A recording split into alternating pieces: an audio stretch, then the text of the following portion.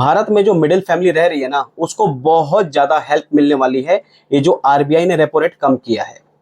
जी हाँ दोस्तों, आज की इस वीडियो में हम देखेंगे कि रेपो रेट होता क्या चीज है, रेपो रेट बढ़ता है या घटता है तो उससे नॉर्मल लोगों पे इंपैक्ट क्या पड़ता है, रेपो रेट का असर नॉर्मल लोगों पे क्या पड़ता है। नॉर्मल लोग का मतलब आम लोग जो EMI, home loan, car loan, personal loan जैसी चीजों में मतलब इसके बोझ तले दबे हुए हैं। और ये जो डिसीजन आरबीआई के द्वारा लिया गया है ना, ये बहुत अच्छा डिसीजन अभी तक का है आरबीआई के द्वारा, क्योंकि इसका जो डायरेक्ट इंपैक्ट है ये नॉर्मल लोगों पे पड़ेगा। जी हाँ दोस्तों, अगर आप भी car loan, personal loan, home loan ले चुके हैं या लेने वाले हैं तो इस वीडियो को एंड तक देखना। इससे आपका क्या फायदा होगा इस वीडियो में हम बात करने वाले हैं। अब हुआ क्या दोस्तों कि आरबीआई के द्वारा जो रेपो रेट कम किया गया है, यानी जब रेपो रेट कम होता है तो मान के चलिए कि जितने भी बंदे होम लोन लेंगे, कार लोन लेंगे, पर्सनल लोन लेंगे, तो उसका इंपैक्ट उन जो बंदे लोन ले रहे उस पर पड़ेगा।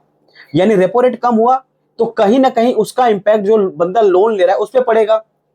और रेपो रेट कम होने से उसका भी बैंक जो पर्सनल लोन की जो ईएमआई है, जो उस पर चार्जेस लग रहे हैं वो कम हो जाएंगे। तो ये चीज मैं आपको कैलकुलेट करके भी दिखाने वाला हूं कि कितना इंपैक्ट पड़ेगा। राइट। तो सबसे पहले हम बात करते हैं यहाँ पे कि रेपो रेट क्या होता है। अब रेपो रेट होता क्या चीज है इसके बारे में बात करना बहुत जरूरी है, क्योंकि शुरू से लेकर एंड तक हम इस वीडियो में बात करने वाले हैं। तो सबसे पहले जो रेपो रेट होता है, आसान भाषा में समझते हैं कि रेपो रेट वो दर है जिस पर आरबीआई बैंकों को लोन देती है। मान के चलिए कि बैंक आपको कोई लोन देता है। अब बैंक के पास कुछ ऐसा मतलब कि उनके पुश्तैनी पैसे तो है नहीं उनके पास, या कोई उनके पापा मम्मी ने तो उनको पैसा दिया नहीं बैंक के पास। बैंक भी जाता है झोली फैलाने आरबीआई के पास, रिजर्व बैंक ऑफ इंडिया के पास। अब रिजर्व बैंक इंडिया क्या करता है, बैंक को लोन देता है और बैंक आपको लोन देता है। तो ये चीज आप कनेक्शन समझ के चलिए कि पहले रिजर्व बैंक ने बैंक को लोन दिया, यानी रिजर्व बैंक सिंगल हो गया। उसके बाद चाहे प्राइवेट सेक्टर की बात करो चाहे गवर्नमेंट सेक्टर की बात करो, यहाँ पे जो बैंक आते हैं जैसे HDFC bank, ICICI bank, axis bank, ऐसे प्राइवेट सेक्टर के बैंक हो गए। उसी तरह गवर्नमेंट बैंक आते हैं जैसे एसबीआई हो गया, पीएनबी हो गया, तो ये गवर्नमेंट सेक्टर के बैंक है। तो ये जो बैंक हैं अगर इनको पैसे की जरूरत पड़ती है तो ये सबसे पहले आरबीआई का दरवाजा खटखटाएंगे कि भैया दरवाजा खोलो, हमें पैसा चाहिए। तो आरबीआई क्या करता है, इनको पैसा देता है बैंक को। अब बैंक वाले जो पैसा होता है अपने पास रखते हैं और उस पैसे को आप में, मेरे में, जिस भी बंदे को जिस टाइप की लोन की जरूरत होती है उसमें वो पैसा एक पर्टिकुलर रेट के हिसाब से दे जाता है। सिविल चेक होता है, बहुत सारी चीजें भी होती है, उसके बिहाफ पे वो लोग हमें लोन दे देते हैं। चाहे पर्सनल की बात करें, चाहे होम लोन की बात करें, चाहे चाहे ऐसी बहुत सारे टाइप के जो लोन होते हैं वो प्रोवाइड करता है। तो इसके अंदर अगर डायरेक्ट इंपैक्ट जो आरबीआई ने डाला है, और अगर आरबीआई ने मान के चले कि रेपो रेट कम कर दिया तो यानी बैंक को भी पैसा कम लोन को कम इंटरेस्ट पे मिलेगा, और बैंक को अगर कम इंटरेस्ट पे मिलेगा तो वो भी आपको कम इंटरेस्ट पे देगा। तो सिंपल कनेक्शन यहाँ पे जुड़ा हुआ है। और वहीं अगर आरबीआई रेट महंगा कर देती है, रेपो रेट महंगा कर देती है, तो क्या होगा कि ये जो आरबीआई ने रेपो रेट महंगा किया उसका इंपैक्ट फिर भी हमारे पे, आप पे ही पड़ेगा। क्योंकि अगर बैंक को रेपो रेट महंगा हो गया है तो बैंक उनसे लोन ले जाएगी तो उनको भी तो महंगा पड़ेगा और वो भी आपको महंगे में देंगे। तो सिंपल कनेक्शन है, अगर रेपो रेट महंगा होगा तो हमें भी चीजें महंगी मिलेंगी, और अगर रेपो रेट सस्ता होगा तो वो चीज हमें भी सस्ती में मिलेगी। सिंपल। ठीक है। अब देखिए यहाँ पे जैसे लिखा हुआ है आरबीआई बैंक को लोन देता है रेपो रेट। सिंपल सी बात है कि अगर आरबीआई लोन देगा तो ही हमारे पास आ सकता है, अदरवाइज हमारे पास कोई लोन नहीं आ सकता। या एचडीएफसी बैंक, एक्सिस बैंक या एसबीआई बैंक के पास कहीं से पैसे की खदान नहीं है। वो जाते हैं आरबीआई के पास कि भैया हमें इतने रुपए की जरूरत है, इतने हजार करोड़ की जरूरत है, हमारे पास लोगों की डिमांड आ रही है और उस डिमांड को हमें फुलफिल करना है, तो हमें इतने करोड़ का, ये इतने लाख हजार करोड़ का हमें लोन चाहिए, आप दे दो, सो दैट कि हम पब्लिक की नीड को पूरी कर सके, और उसके बिहाफ पे जो आप हमसे इंटरेस्ट लेंगे वो हम देने को तैयार हैं। ठीक है, यहां तक समझ में आ गया। तो ये होता है जी यहाँ पे रेपो रेट। उसके बाद रेपो रेट क्यों बढ़ाया घटाया जाता है, सिंपल सा ध्यान रखिए इस चीज को, क्यों बढ़ाया घटाया जाता है। अब ऐसा तो नहीं है कि जैसे कि जो आरबीआई है यानी रिजर्व बैंक ऑफ इंडिया है, इसके अंदर कोई रोबोट काम कर रहे हैं, इनके अंदर कोई मतलब कि कोई सेंटिमेंट नहीं है, कुछ ऐसा सोचते समझते नहीं है। आरबीआई में तो नॉर्मल लोग हैं, आप जैसे मेरे लोग जैसे लोग वहां पे भी काम कर रहे हैं। तो इसका इंपैक्ट जो आता है हमारी इकोनॉमी के ऊपर आता है। देखिए, महंगाई पे काबू पाने के लिए, इकोनॉमी को बढ़ावा देने के लिए, इसका मतलब कि अगर रेपो रेट जो बढ़ाया घटा जा रहा है इसका डायरेक्ट इंपैक्ट आता है हमारे जो देश की कहते हैं इसकी इकोनॉमी है उसको बढ़ाने घटाने के लिए किया जाता है। ठीक है। और महंगाई पे काबू पाना, अगर मान के चले कि अगर रेपो रेट कम हो गया तो जितना ही रेपो रेट कम होगा उसी हिसाब से जो हम जैसे आप जैसे लोग हैं लोन लेंगे, और लोन लेंगे तो कम, अगर हमें इंटरेस्ट पे लोन मिलेगा तो हम ज्यादा अपना पैसा सर्कुलेट कर पाएंगे, ज्यादा चीजें अपने हम खरीद पाएंगे। ठीक है, तो यहां तक इस चीज को समझ के चलिए। उसके बाद क्या होता है, रेपो रेट का असर आम लोगों पे क्या होता है, देखिए।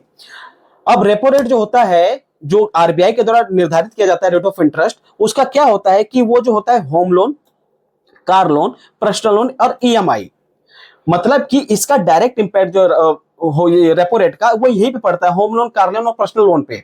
अब मान के चलिए कोई एक पर्सन है, कोई एक सज्जन है, उनको कार लोन चाहिए।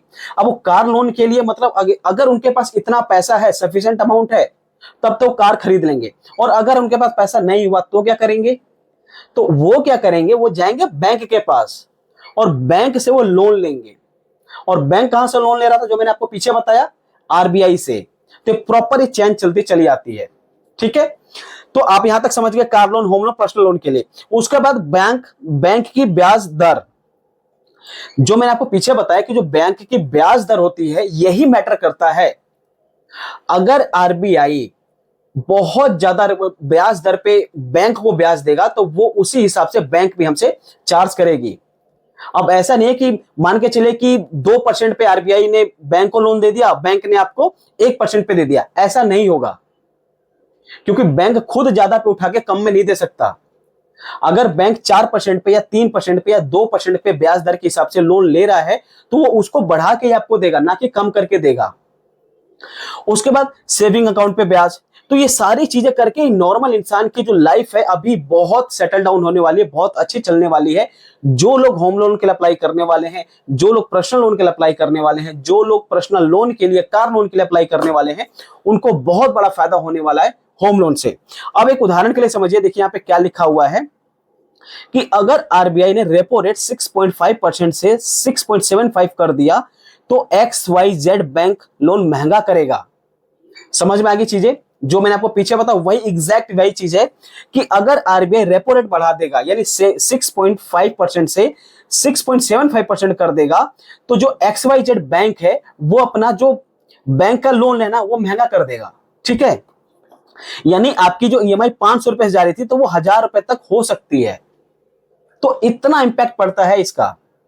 तो ये चीज आपको कंसीडर करके चलनी है। और अभी मैंने एक बैंक को मेल भी कर रखा है, उससे मैंने क्लैरिफाई किया है कि क्या एग्जिस्टिंग जो लोन चल रहे हैं उस पर इनका इंपैक्ट पड़ेगा।